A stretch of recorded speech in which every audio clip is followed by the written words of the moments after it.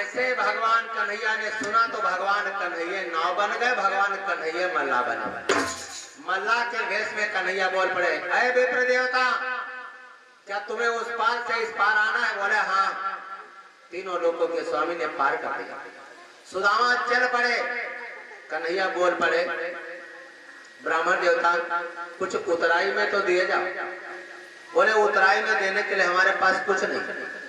बोले बगल के नीचे का दबाए हो, कुछ तो होगा। बोले चावल की किनकी है, हमारी पत्नी सुशीला ने कन्हैया को देने के लिए कहा है, ये मैं तुम्हें नहीं दे सकता। बोले कौन कन्हैया? बोले द्वारकापुरी के राजा। बोले तुम उन्हें जानते हो? बोले जानते नहीं, हमारे वो लंगोटिया यार हैं, हमारे सखा हैं, सहपाठी हैं, हम लोग साथ में पढ़े गुरुकुल में। बोले अच्छा हमसे क्या मतलब है? और कन्हैया सामने बात कर रहे मल्ला के बीच। बोले हमसे क्या मतलब है, उतराई दो और जाओ। बोले मैंने कह दिया हमारे पास में उतराई देने के लिए कुछ हो नहीं। बोले कुछ तो होगा। बोले कुछ नहीं है। बोले कुछ होगा।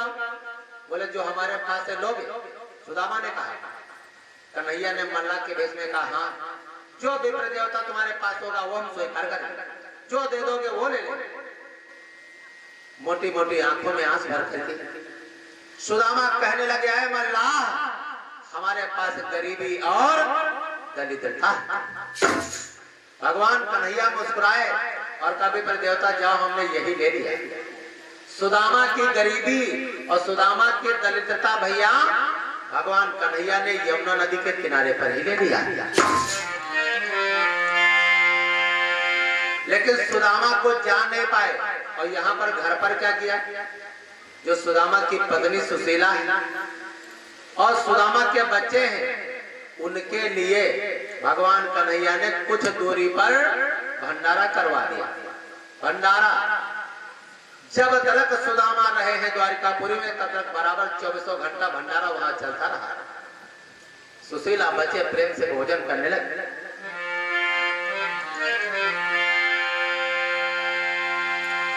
सुदामा 10 कदम आगे बढ़े, पीछे मुड़ करके देखा तो ना ही तो नाव ना तो मल्ला।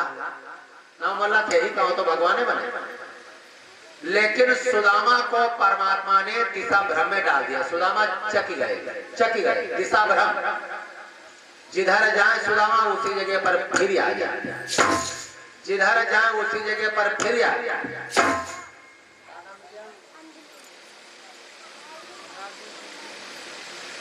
अंजलि विद्या परमात्मा चरण में 51 मुद्राएं समर्पित करती है। मां सरस्वती को विद्या को ज्ञान व विद्या प्रदान करें। अब सुदामा रोने लगे कि ना तो द्वारिकापुरी का मार्ग मालूम और ना ही तो अपनी मड़ैया का घर का पता मालूम। अब कहां जाएं? अरे सुदामा रोवे जंगल के बिचवा, सुदामा रोवे जंगल के बिचवा किया सुवन और भीजे कमरिया।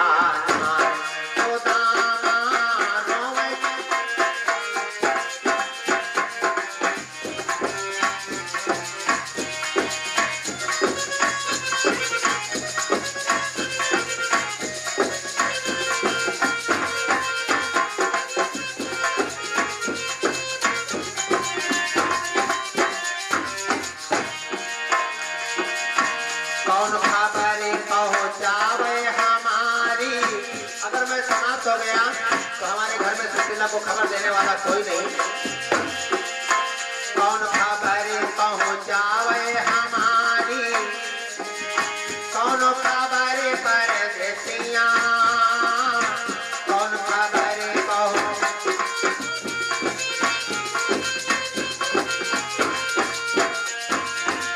कौन खबर परदेसिया की भूले प्रभु की डगरिया।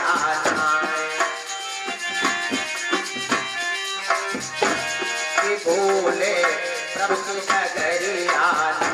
सुदामा रोवे जंगल के बिचवा किया सुवन विजय कमरिया।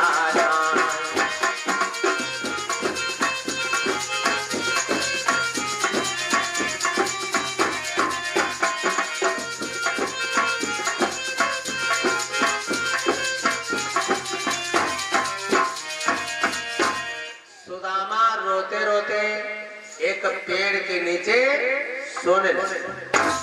भगवान कन्हैया ने अपने दूतों को भेजा और कहा जाओ एक ब्राह्मण देवता आम के पेड़ के नीचे सो रहे हैं, उनको सोते हुए उठा करके हमारी फुलवारी में डाल। सुदामा द्वारिकापुरी के फुलवारी में पहुंच गए और बहुत सो रहे।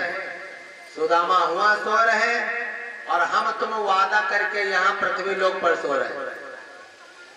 भाई हम आप लोगों ने गर्भ के अंदर परमात्मा से वादा किया है, उनको वचन दिया है कि बाहर निकल करके हम आप का नाम जपेंगे, तो ना 24 घंटा जपो तो 1 घंटा तो भजन करे कुछ।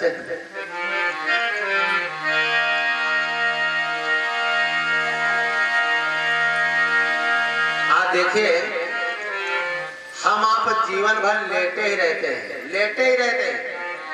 पेट में लेटे माता वा लेटे मही में पृथ्वी, पेट में लेटे व लेटे मही और जननी संग लेट के बाल कहाए। माता संग पेट में लेटे व लेटे मही, मैया संग लेट के और बाल कहाए। जवान भये और माया संग लेटे, लेटत लेटत सब जन्म गवाए। लेकिन क्षीर सागर पर लेटन हारे का ध्यान कबो मन में नहीं लाए। और धीरे धीरे समय व्यतीत हो गया, 80 साल का, 90 साल का, 100 साल का, और लेटत लेटत लेट गए। और एक दिन ऐसा आया अब चिता पे लेटन के दिन आए।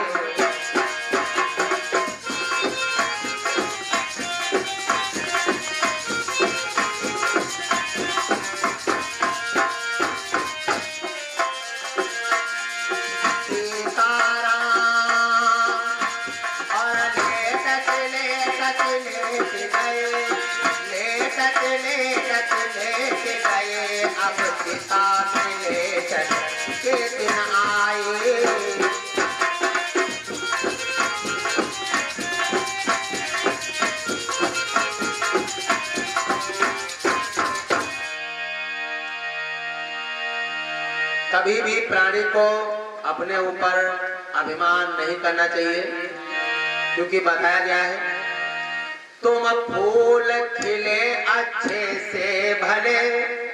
इतना नन्हा मुन्ना बालक होता है, देखो कितना प्यारा लगता है, लेकिन उसके दांत नहीं होते। शिशु बालक होता है, उसके दांत नहीं होते, तो कितना प्यारा लगता हो, चाहे जिसका बच्चा हो, साफ सुथरा हो, कितना प्यारा लगता। मन यही कहता है, आत्मा यही कहती है कि इसके कपोलन काल से हम अपने होंठ हटाएं। जब शिशु बालक होता, हम आप छोटे होते और दांत नहीं होते, इतना सुंदर प्यारा लगता हो। और वह बालक जब बुढ़ावा हो जाए तब वो दांत तो नहीं होते, लेकिन कोई सलाह लेना पसंद नहीं करता, बैठना पसंद नहीं करता। और भाई पहले सब शिशु अवस्था बाल्य अवस्था में होते, धीरे धीरे वृद्धावस्था में पहुंचते हैं। लेकिन नवयुवक भाई, वारे भाई, युवा अवस्था में ये मालूम पड़ता है कि जैसे हम कभी बुढ़ापा ही नहीं करा। हाँ, हम ऐसा ही रहा, ऐसा ही रहा। तुम फूल खिले अच्छे से भले, पर अंत तुम्हें मुरझाना लिखा। चाहे जितना बढ़िया शरीर हो, चाहे जितना बढ़िया चेहरा परमात्मा ने दिया हो, लेकिन जहाँ सिमटा पड़े फूल मुरझान का निर्णय है तन के रहा। तुम फूल खिले अच्छे से भले, पर अंत तुम्हें मुरझाना लिखा। और तुम फूल लो जितना और फूल सको, पर अंत तुम्हें झुरसाना लिखा। सुख की घड़ियां रहती ना सदा, निन्ना भैया सोयो ना कहो सुख तुम्हारे उतर रहा है। और अभी सुख है, हमेशा सुख भगवान के लिए रहेगा। सुख की घड़ियां रहती ना सदा, और प्रति ठौर पर ठोकर खाना लिखा। और एक दिन मेरे भाई ऐसा आएगा, और जिस धूल में खेल कर फूल बने, इस पृथ्वी लोक पर जिस धूल में और खेल कर फूल बने, उस धूल में फिर मिल जाना।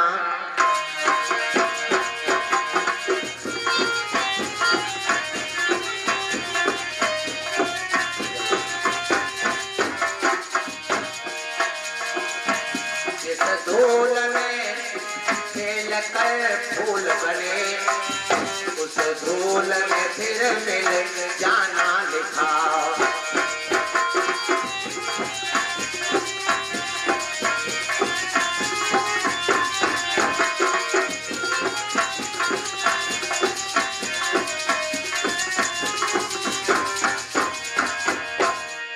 जिस धूल में खेल कर फूल बने, उस धूल में फिर मिल जाना लिखा। पता नहीं कब कहां पर किसके जिंदगी की शाम हो जाए, और ये चलती हुई नैया कहां पर जाम हो जाए, ये मालूम नहीं। बरसों की हम सोच रहे हैं और फल का ठिकाना नहीं, और तब हो इतना बड़ा अभिमान की हम हो कुछ होगा। अरे व्यास गद्दी पर हम बैठे हैं, ये नहीं मालूम कि हम नीचे उतर पाएंगे जीवित या नहीं। भैया किसी को मालूम? सांस रुक जा तुरंत काम खत्म। डॉक्टर घोषित कर देंगे शिवशंकर पंडित जी निपट गए, कहीं कहा रहा है, कहीं हार्ट अटैक होगा। क्या हार्ट अटैक क्या होता है? हार्ट अटैक भैया कुछ नहीं। परमात्मा ने देखा कि शिवशंकर पंडित जी को इस समय यहाँ पर होना चाहिए था, तो पृथ्वी लोक पर क्या कर रहे हैं? कहीं क्या करे, कहीं नस या तो तोड़ दो, नस तोड़ दिन हार्ट अटैक होगा। ध्यान दें, इनकी इच्छा के बिना, ठाकुर जी की इच्छा के बिना, ध्यान दें माता बहने बेटियां सभी श्रोतागण और सभी परमात्मा के भक्तगण, इनकी इच्छा के बिना एक डाली का पत्ता हिलता है? नहीं हिलता ना। तो जब इनकी इच्छा के बिना एक डाली का पत्ता नहीं हिल सकता, तो इनकी इच्छा के बिना हार्ट अटैक को कैसे हो सकता? कर्माधीन मिलत बीमारी, और दुआ आपकी दवा हमारी, सब कुछ इन पर ही निर्भर है, ठाकुर जी पर। देखिए सुदामा जगे, और जैसे सुदामा जगे तो बेचारे भागे पड़े, क्योंकि गरीब है, कमजोर है। गरीबी में, कमजोरी में मन डरता है। लगता हम कोई राजा की फुलवारी में आ गए, माली राजा से शिकायत करेगा, राजा हमको मार डालेगा, भाग पड़े बेचारे। लेकिन भाग करके जाओगे तो कहां जाओगे? वही तो जाओगे जहां पर भगवान लेकर के जाएंगे। इनकी इच्छा के बिना जब पता नहीं हिलता, तो एक कदम आप आगे किधरों कैसे बढ़ा सकते हैं? आज सुदामा भागते भागते भगवान कृष्ण के दरवाजे पर आ गए। जल्दी बुला लिया परमात्मा ने, जरा सुदामा न थके। पहले सुदामा डरात रहे कम, क्योंकि पहले डर था माली का, और अब डरा लगा ज्यादा। अब डर है द्वारपालों का, लिए भाला बल्छी द्वारपाल खड़े हुए। बोला है कहाँ रहते हो? सुदामा बोल पड़े, भैया कौन सा नगर है? तो लिए इनका संसार प्रसिद्ध द्वारिकापुरी, तुमको द्वारिकापुरी नहीं मालूम? बोले हम द्वारिकापुरी आ गए। ये भैया दरवाजा किसका है? बोले तीनों लोगों के मालिक भगवान कृष्ण का। बोले द्वारकाधीश के दरवाजे पर हम खड़े हैं। बोले हाँ। बोले भैया हमारी एक मदद कर दो, एक अपने मुखारबिंदु के द्वारा पत्र कन्हैया तलक हमारा पहुंचा दो। एक ने कहा कन्हैया तुम ऐसे नाम लेते हो? यहाँ पर उन्हें कोई कन्हैया नहीं कहता, वहाँ यहाँ पर सब द्वारकाधीश भगवान कन्हैया के नाम से उन्हें पुकारते जानते हैं। तुम उनको जानते हो? बोले जानते नहीं, वो हमारे सखा हैं, हमारे साथ में गुरुकुल में पढ़े हैं। द्वारपाल हंसने लगे, कहा हमारा राजा, कहा ही भिखारी। 6-7 जगह से धोती सिली हुई है, नग्न पांव में बीमारियां गई है, कांटे चुभे हैं, लेकिन वृद्धावस्था का शरीर है, बेचारे निकाल नहीं पाते। लेकिन जहाँ पर 4 प्राणी होते हैं और 3 होते हैं कुतारकी, तो एक होता है तारकी। वो कहने लगा भैया हमारा तुम्हारा यही काम है, अंदर की खबर बाहर लाना, बाहर की अंदर ले जाना, बताओ क्या कहना है। तो सुदामा कहने लगे कि हमारी गरीबी और हमारी कमजोरी अपने राजा से सब कुछ बता देना, हमारे कनुआ से सब कुछ बता देना। अगर वो मिलना चाहते होंगे तो या तो हमें बुलाएंगे और या तो स्वयं आएंगे, नहीं तो मैं यहीं से वापस लौट जाऊंगा। देखिए सुदामा मोटी मोटी आंख में आंख भर करके बोल पड़े कि अरे द्वार पालो कहो जा हरि से। बोले जल्दी बता। अरे द्वार पालो कहो जा हरि से कि मिलने सुदामा करीब आ गया, कि मिलने सुदामा करीब आ गया है।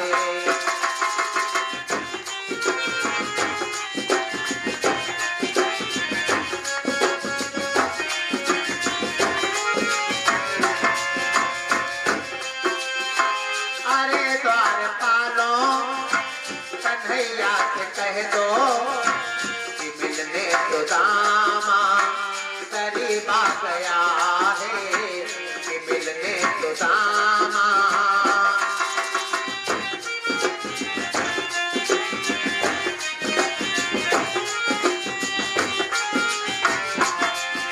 और बता देना भटकते भटकते न जाने कहां से,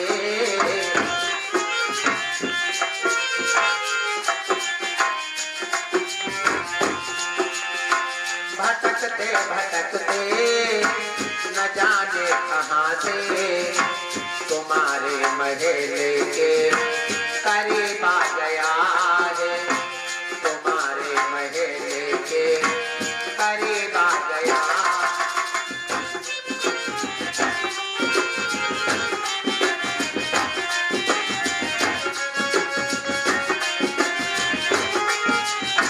और बोले भैया बता देना न सर पे है पगड़ी न तन पे है जामा, बता दो कन्हैया के नाम है सुदामा, बता दो कन्हैया के।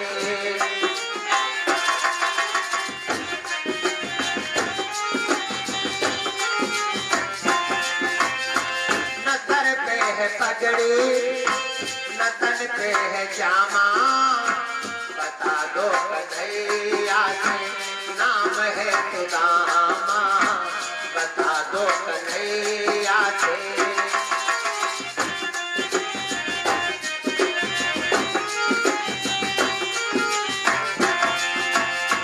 महल में पहुंच कर यो दरबान बोला, महल में पहुंच कर यो दरबान बोला कि द्वारे भिखारी अजीब आ गया है, कि द्वारे भिखारी अजीब आ गया है।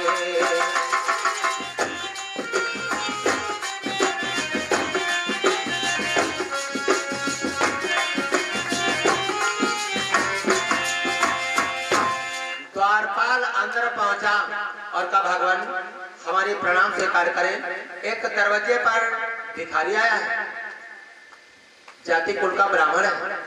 भगवान कन्हैया बोल पड़े तो उसे यहाँ क्यों नहीं ले आए? बोले भगवान हमने सोचा कि अनुमति ले लें। बोले अरे ये द्वारिकापुरी में कब से लागू हो गया कि साधु संत ब्राह्मण सज्जन प्राणियों को कन्हैया के घर के आने के लिए लाने के लिए कन्हैया की अनुमति चाहिए। अच्छा बताओ, नाम बताया है, क्या करता हो? बोले भगवान ऐसा गरीब ब्राह्मण हमने आज तक द्वारिकापुरी में देखा नहीं। और प्रभु पागलों जैसी बातें कर रहा है। भगवान बोले तुमने कैसे जाना वो पागलों जैसी बातें कर रहा, पागल है? बोले भगवान वो बहुत कमजोर दिखाई पड़ता है और पागलों जैसी बातें ये कर रहा है। वो कहता है कि हम कन्हैया के यानी आपके मित्र। बोले तो क्या हुआ, क्या कोई कमजोर है और गरीब है वो हमारा मित्र नहीं हो सकता? ये तुमको किसने बताया? अच्छा बताओ नाम बताया है? बोले हाँ। बोले क्या नाम है? जो ही सुदामा का नाम सुना तो आप देखिए परमात्मा ने देखा आज हमारे बड़े भैया सुदामा नंगे पांव हमसे मिलने के लिए आए हैं। तो सुनत दौड़े घनश्याम और नंगे ही पावों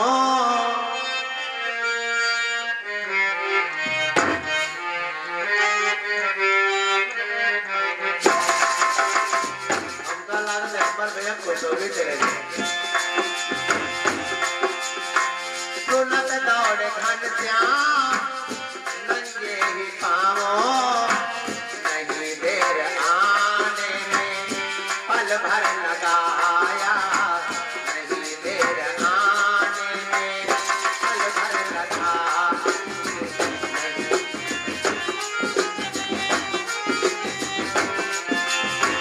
निपट कर सुदामा को सीने लगाया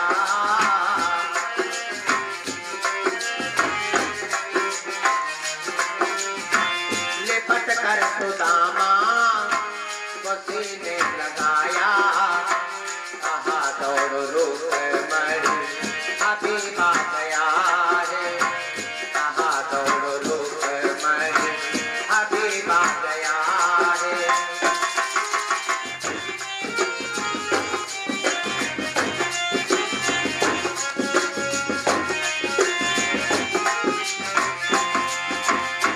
सिंहासन के ऊपर सुदामा बिठाया चरण आंसुओं से श्याम ने धुलाया।